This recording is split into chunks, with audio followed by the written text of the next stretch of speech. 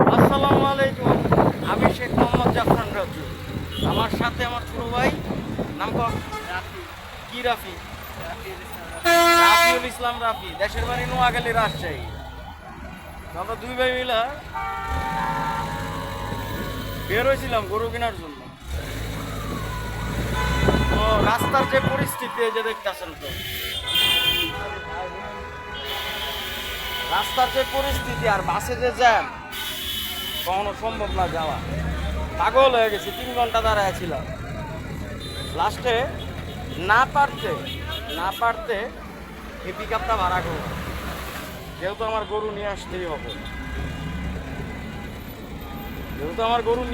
হবে। সেই কারণে আপনার পিক আপটা আমি ভাড়া করবো। আপ ডাউন করছি, যে গরুগুলো কিনে আমি যাদের থেকে অর্ডারগুলো নিচ্ছি তাদেরকে পৌঁছায় দিয়ে আসবো। আর দ্বিতীয়ত হচ্ছে আমার নিজের গরু আর আমার ফুয়াতো ভাইয়ের গরুগুলো কিনে নিয়ে যাবো। অবশেষে আল্লাহ গাড়ি মিলিয়ে দিছে। আকাশের অবস্থাও অস্থির, মানে দেখছেন তো, আকাশের অবস্থা কিন্তু অস্থির। এতক্ষণ খুব গরম ছিল, আল্লাহ রহমতে এখন একটা বৃষ্টি মানে একটা আভাস হয়েছে। তো আমরা যাইতেছি এখন আপনার জামালপুরের দিকে। তো ইনশাল্লাহ যদি আল্লাহ নসিবে রাখে সবার গরুগুলো আমি যাতে সহি সালামতভাবে পৌঁছে দিতে পারি, এবং নিজের গরুটাও যাতে খুব সুন্দরভাবে নিয়ে যেতে পারি আল্লাহর রহমতে, এবং আমার পায়ের গরুটাও যাতে আমি পাওয়া যাই, এই দোয়াটা সবাই করবে। অন্তত আল্লাহ যাতে আমার মান সম্মান রাখে, আমি যে গরুগুলো কিনতে যাচ্ছি। তো জানি না আজকে হাট পাবো কি না।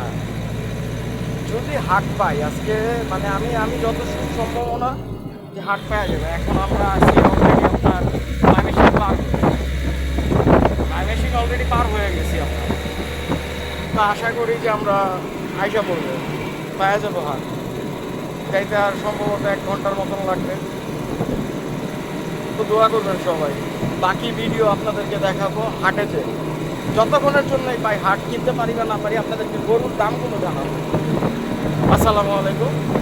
আপাতত এখানে স্থগিত থাকুক, পরে আপনাদের সাথে আবার দেখা হবে।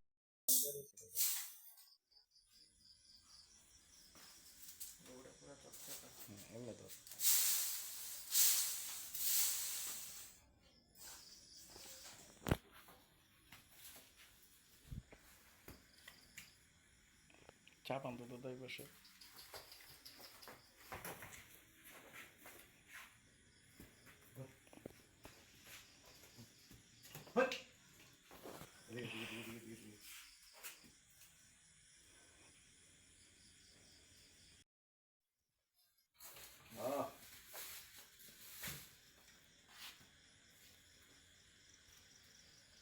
তুমি এদিকে গরুর লোকের পাশে দাঁড়াও।